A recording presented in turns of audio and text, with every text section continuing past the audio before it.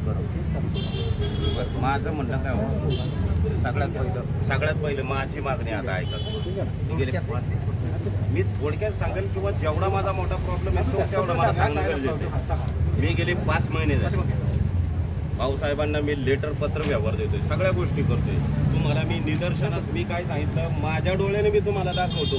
तुम्हाला तिथं पाण्याचा आम्हाला त्रास आहे का नाही. तुमचं म्हणणं काय, भाऊसाहेबांचं म्हणणं काय की बाबा तुम्हाला पाईपलाईन फक्त पवना नगरची आहे त्याच्यातून पाणी येतं. आपण तुम्हाला हे कुठं माहिती आहे की 8-8 दिवस पाणी जातं, कधी मोटर जळती, कधी काय होतं. विषय पाण्याचा आहे.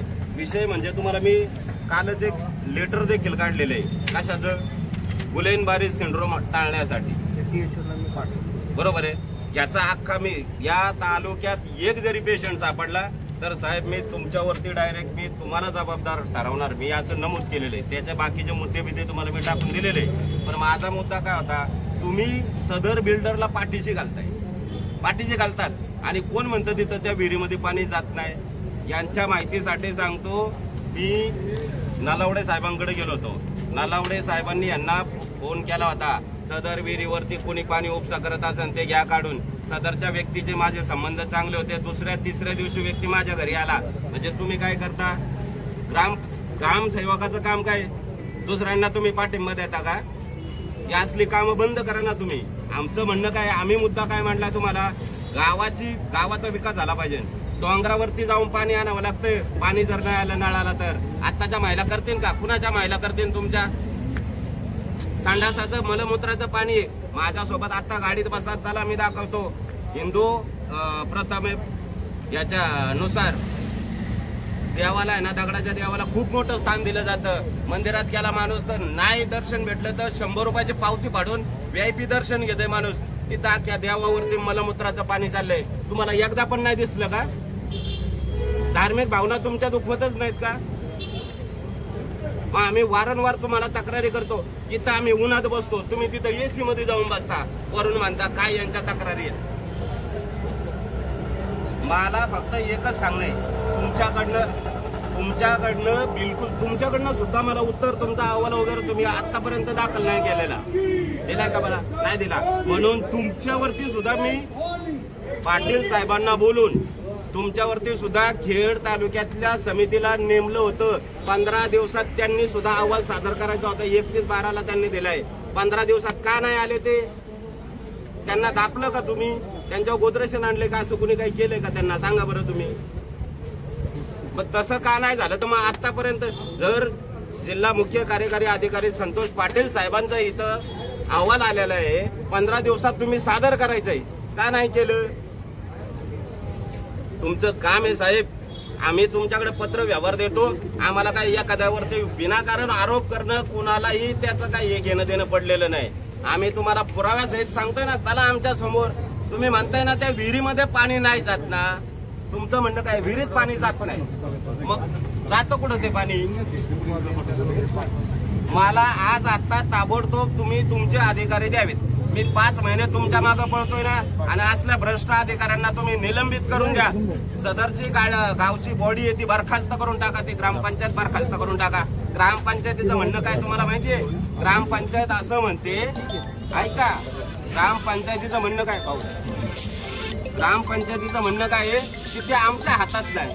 अरे ते तुमच्या हातात नाही. बिल्डर येतो, प्रकल्प राबवतो, गृह प्रकल्प. आज 2-1,000 घरं होतील त्याच्यामध्ये. 16 एकरचा प्रोजेक्ट आहे. किती एकरचा आहे, 16 एकरचा प्रोजेक्ट आहे. आज सर्वांचं पाण्याची आम्हाला अडचण काय आहे माहिती आहे. आम्ही त्या दुष्काळातून कामशेडवरून आहे ना 2-2, 3-3 रुपयाने टिपाड भरून आणलेले. मला फक्त त्या गावची विहीर ती साफ पाहिजे. उद्या सकाळी तुम्हाला तुमच्या ऑलरेडी केली ना का म्हणू, व्हिडिओ आहे, पुरावा आहे. सकाळच्या बारे आजचा 3रा दिवस या आंदोलनाला बसलोय. 27 तारखेला आलो, मी इथं आलो, आंदोलनाला बसलो. 12 वाजता यांच्या कार्यकर्त्यांनी विहीर साफ करण्याचं काम चालू केलं. दुसऱ्या दिवशीचा माझ्याकडे व्हिडिओचा पुरावा आहे, मी दाखवतो ना तुम्हाला. मग तुम्ही तुमच्या केलेल्या चोऱ्या अशा झाकून ठेवता का, आणि वरून सांगता की त्याला एकट्यालाच त्या गावचं पाणी प्यायचंय का. माझा एकट्याचं घरच ते विहिरीचं पाणी पिणार आहे का. जेव्हा लाईन खराब होती, मोटर जळती, तेव्हा तुम्हाला कुठलं पाणी मग प्यायला. त्या डोंगराचा आपल्याला परत वर चढ उतार करावा लागतो. आमचं म्हणणं आहे बघा, तुम्हाला त्रास होत नाही कुठल्या गोष्टीचा, आम्हाला त्रास होतो. आम्हाला त्या गावात राहायचंय. बिल्डरचा आता प्रकल्प पूर्ण जर झाला, गावाचा आणि बिल्डरचा काही संबंध राहतो का? सगळ्या जनतेने सांगावं. आयुष्यभर त्याचं भोग कोणाला भोगावं लागणार आहे? गावाला. कमीत कमी हिंदू परंपरेनुसार त्या देवावरती मलमूत्राचं पाणी येतंय, त्या देवाकडे तरी तुमचं लक्ष आहे का कुणाचं? प्रश्नांची उत्तरं देऊन सदर माझं म्हणणं काय, ज्यांना मी तुम्हाला या पत्रकामध्ये सांगितलंय, कायदा कलमांसहित सांगितलंय, कलम 1860, 269, 70 प्रमाणे त्या गावामध्ये महामारी होऊच शकते. मला सांगा, तुम्ही तिकडनं थुगाव मधून तुम्ही लाईन आणलेली आहे, तुम्ही काय गावाला त्या लाईन मध्ये काय फिल्टर प्लांट वगैरे बसून दिलाय का? दिलाय का? माझ्या घरा शेजारी सुद्धा पाईपलाईन आहे, शेवटचा स्टॉपर माझ्या घरा शेजारी आहे. मी 20 फुटाच्या पाईपाची मागणी केली का नाही केली? दिली का तुम्ही लाईनला पाईपलाईन टाकून? माझ्यासोबत चला. अख्ख्या सकाळी पाणी आलं का सगळ्यात पहिलं गढूळ पाणी येतं. शेवटच्या स्टॉपरला काय असतो? सगळा मातीचा गाळबिळ असतो. आता आला हा गुलेनबारी सिंड्रोम. मी सांगितलं ना, एक जरी मावळ तालुक्यात पेशंट सापडला, जबाबदार भाऊसाहेब मी तुम्हाला धरणार आहे.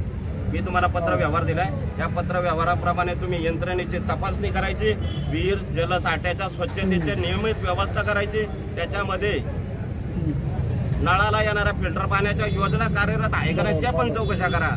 आणि वरून त्याचा प्रादुर्भाव वाढू नये म्हणून प्रत्येक गावामध्ये वैद्यकीय मदतीची सोय तुम्ही करून द्यायची. हे झालं पाहिजे. हे काय माझ्या एकट्यासाठी होणार नाही. माझ्या घरात सुद्धा मला सुद्धा लहान लहान छोटे पिल्ले आहेत. आता आल्याला त्या नांदेड सिटीमध्ये किती भयंकर असा रोग येतो. आणि माझं भांडण रास्ते, मला फक्त एकच म्हणायचंय, पाण्यासाठी ही लोक मला विरोध करतात ना, या लोकांना निलंबित तुम्ही करण्याचं मला आता पत्रक द्यावं. सदर बॉडी बरखास्त करण्यात यावी. विरोध करतात, गावातली मंडळी विरोध करतात का? तर त्याच विहिरीचं पाणी का करायचंय? त्याच विहिरीचं पाणी का प्यायचंय? विस्तार अधिकारी आपले ईश्वर साहेबांना बोलून घ्या. विहीर कुठे आहे म्हणा, विहीर कुठे आहे?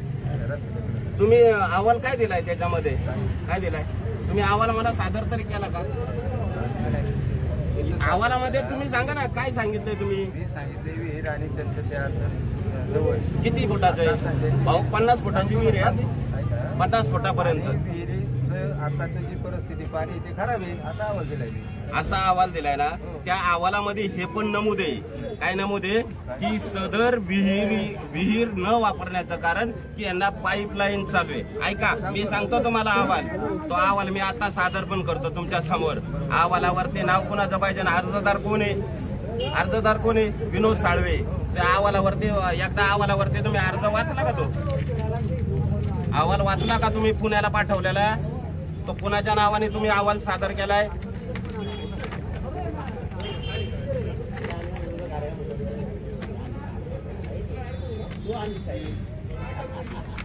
हा अहवाल तुमचा अहवाल आहे. हा तुमच्या याने पाठवलेला आहे. उपरोक्त विषयांवर आपणास कळवण्यात येते की ग्रामपंचायत चिखलसे येथील सार्वजनिक विहिरीमध्ये विनायक हिलचा संभव रमेश कावडे याच्यासाठी तक्रारी अर्ज देणारा कोण आहे? रमेश साळवे. अर्जदार रमेश साळवे का? हा, मग तक्रारदार मी आहे ना, तक्रारदार. मग तुम्ही तक्रार रमेश साळवे का? मग तुम्ही काय झोपत कामं करता का? कामं कशी करता तुम्ही? एक म्हणजे तुम्ही भाऊसाहेब, सर्वात पहिलं मला या आपल्या अधिकाऱ्यांनी सांगितलं होतं, पुण्यातल्या मुख्य अधिकारी साहेबांनी, पाटील साहेबांनी सांगितलं होतं का भाऊसाहेबांनी तिथे चक्कर मारली का? तुम्ही मारली का? सांगा मला. 2.5 महिने झाले त्या गोष्टीला. मारली का चक्कर तुम्ही? तुम्ही विस्तार अधिकारी पाठवले ना. मला काय विचारलं? सदर अधिकारी तिथं आले होते का? मी नाही सांगितलं. मग तुमच्यावरती मग इन्क्वायरीवाल्यांना बसवलं. या इन्क्वायरीवाल्यांना बसवलं. सदर इन्क्वायरीवाले पण आले नाहीत. आता यांच्या विरोधात सुद्धा मी यांच्या तिथं जाऊन मी आंदोलन लावीन. ठीक आहे. साहेब काय म्हणतात आणि मी पाठवले साहेब, गावच्या नागरिकांना अस्वच्छ पाणी वगैरे अजिबात स्वच्छच पाणी जाईल त्याची खात्री मी करतो. स्वच्छ पाणी जाईल. बरोबर आहे. बरं तुम्ही जे म्हणताय ना हे तुम्हाला तुमच्या अधिकाऱ्याला आणि डॉक्टरची जी ज्या आहेत त्या शाखा आडली आहे, वडगाव आहे, खालीपट आहे, अशा ज्या शाखा आहेत ह्यांच्यावरती जबाबदारी टाकून आव्हान. कारण अधिकाऱ्यांना पाणी बाटल्या दाखवल्या ना की अरे एवढं घाण पाणी येतं, एवढं पाणी येतं. आपल्याकडे आता कंपनी MIDC इंडस्ट्रीचे ते पाणी त्याच्यात मिक्स होते आणि ते तसंच पाणी जर आलं तर ते एवढं घाण पाणी येतं. त्याच्यासाठी त्याला तुरटी वापरणे, त्याला फिल्टर आम्ही आज आहे ना आज एवढं तरी झालं पाहिजे ना, एवढं तरी झालं पाहिजे ना की बा तुम्ही एखादा फिल्टर बसला गावाच्या ग्रामपंचायत ते केलं पाहिजे आणि त्यातनं ते पाणी काढून घेतलं पाहिजे. ते तुम्ही पहिलं तुम्ही पत्र टाका तालुक्याच्या सगळ्या यांचं जे म्हणणं काय म्हणजे समजा आपल्या अधिकारी तिथं जाऊन जर काम करत नसेल मी तक्रारी यांची नाव दुसऱ्याचे माणसाला तर थोडंसं शेवटी कसं आहे आज ह्यांनी तक्रार यांच्या नावाने टाका. तुम्ही गेलं ना नाव बदललं ना भाऊसाहेब, आपली व्यक्ती सरकारी कर्मचारी हा जबाबदार व्यक्ती असतो. RTचा फॉर्म भरलाय मी 21/10ला. 30 दिवसामध्ये आपल्याला शासनाने डॉक्युमेंट देणं हे अनिवार्य आहे. ह्या फॉर्मला भाऊसाहेबांकडे मी दिलाय. आतापर्यंत भाऊसाहेबांनी मला डॉक्युमेंट दिलेत का विचारा, तुमच्या तोंडावरती विचारा. 15% मी गोष्ट मागितली. आमच्या वस्तीला 15%चं अनुदान आतापर्यंत मिळालेलं नाही. मी माहिती मागितली असता भाऊसाहेब मला त्याची टाळाटाळ करतात. ह्या गोष्टी तुम्हाला 29 तारखेला मी सांगितल्या होत्या. हे यांचं कर्तव्य आहे का असं कोरे लेटर द्यायचं, तुम्ही त्याच्यावर छापा, मी सही शिक्का देतो. मी आता याच्यावरती लिहितो. माझ्याकडे कॉल रेकॉर्ड आहे, फोन पकडा माझा सदर माझ्याकडे भाऊसाहेबांचा कॉल रेकॉर्ड आहे. बरोबर आहे का? कारवाई करतो हे नाही मला कार्यवाही तुम्ही मला आता तुम्ही मला त्या पद्धतीने हा? हो हे तुम्ही पत्र देताय हो भाऊसाहेब. सर दिलेलं नाही तर त्याचा गैरसमज करून घेतलेला आहे. त्याच्या त्यांना एक्सप्रेस तुम्ही दिलेला आहे कारण आमची इन्स्पेक्टर हे तुमच्या क्लार्कला फोन लावा. हे तुम्ही पत्र देताय हो भाऊसाहेब. सर दिलेलं नाही तर त्याचा गैरसमज करून घेतलेला आहे. त्याच्या त्यांना एक्सप्रेस तुम्ही दिलेला आहे कारण आमची इन्स्पेक्टर हे तुमच्या क्लार्कला फोन लावा. तुमच्या क्लार्कला फोन लावा. हे काय म्हटलं मी दिलेच नाही. मी क्लार्कला म्हटलं, क्लार्क म्हटलं मी डायरेक्ट नाव घेईन ना. यांनी सांगितलंय मला बाबा माझ्या हाताने दिल्या. मी क्लार्कला म्हटलं तुझी नोकरी जाईल. तो म्हटला मी भाऊसाहेबांचं नाव घेईन ना. करू जरा कोणीतरी रस्त्यावरती खोटं बोलत नाही, लक्षात ठेवा. साहेब मला काय म्हणायचं, आपण उन्हात बसतोय, रस्त्यावर बसतोय, आम्हाला खोटं बोलायचं काय गरज नाही. एक मिनिट सहकार्य करायची काही गरज नाही. काय देवण घेणं का तुमची? लेटर पॅड देताय तुम्ही, जेवण घेऊन आहे काय तुमची? एकच काम करायचं, काय द्यायचं तर 2 वेळी लिहून शिक्का मारून दे ना. त्याच्यावर कारवाई करू. पुढे काय करायचं?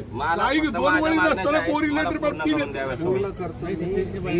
मला असं नको व्हायला की आज तुमच्याकडनं तुम्ही मला देता हे मान्य आहे. मी तुमच्या शब्दाला जागतो. एवढं जरा लक्ष टाकायला पूर्ण नाही झाली तर मी डायरेक्ट मंत्रालयापर्यंत जाईल. बरोबर आहे. मी एक त्यांचं बघितलं त्यांना जे पत्र केलेली हो म्हणतात आणि ते करतील. आता आम्ही भाऊसाहेबांचा पण माझ्याकडे कॉल रेकॉर्ड आहे. भाऊसाहेब तुम्हाला सुद्धा कॉल रेकॉर्ड आहे माझ्याकडे. आता लगेच मी तुम्हाला सगळ्यांसमोर ऐकवीन. मी तुम्हाला फोन केला, अहो भाऊसाहेब काय झालं त्या गोष्टीचं? हा म्हणले थांबा जरा मी तुम्हाला 2 मिनिटानंतर कॉल करतो. भाऊसाहेब 2.5 महिने मला लागले. 2.5 महिन्यानंतर मला उपोषणाला बसावं लागलं. तुम्ही जर यांच्यावरती खरंच प्रेशर टाकला असता तर हे खालचे शासकीय अधिकारी आहेत ना खरंच इमानदारीत कामं करतील आणि कोणत्याही गावाला त्याचा त्रास भोगावा लागणार नाही. आज जर तरुण पिढीला अशा रस्त्यावर बसायला लागत असेल ना तर एसी मध्ये बसणाऱ्यांना त्याचा काही होत नाही, फरक पडणार नाही. तुम्ही फोन केला, एखाद्याला काम सांगितलं आणि तुम्हाला दुसरा जर कुणाचा कॉल येत असेल तर समजून जायचं की तो नालायक घ्या ते घरी. त्याच्यावरती तुम्ही ना न घाबरता करा, आम्हाला घ्या, आम्ही पुढे कारवाई करू. भाऊ बोलताय तुम्ही बरं का तुम्ही आपलं काय मत आहे साहेबांच्या वरती आपण विश्वास ठेवू. नाही मी ठेवतो आता. त्यांनी ते जे म्हणतात ना अरे काय रे, तू आला नाही, त्यांना जे लिखित पाहिजे ना ते थोडं लिखित देऊन आपण असल्या गोष्टी लेटर हेड आपलं जर समजा बाहेर जात असेल तर त्याच्यावर ते कारवाई झालीच पाहिजे. आणि त्यांचं जे म्हणणं आहे विहिरीचं आणि त्याच्यासाठी तर त्याच्यावरती त्यांनी एकच त्याच्या घरासाठी केले का? हा अख्ख्या एकट्यासाठी नाही. समाजाचा प्रश्न येतो. ते जर उधळलं आणि काय झालं तर अख्खं गावच नाही अख्ख्या तालुक्याला कीड लागल. म्हणून तो करतोय. मग त्याला आपण हे करून नाही ना फायदा. देवाला सुद्धा देतील साहेब. घ्या तिथं तुम्ही पत्र दिलं की तुम्ही उपोषण मागे घ्या. पत्र करून घ्या ना. डॉक्टर बाबासाहेब आंबेडकरांचा, भगवान गौतम बुद्धांचा, छत्रपती शिवाजी महाराज की, शिवशक्ती आणि भीमशक्तीचा, शिवशक्ती.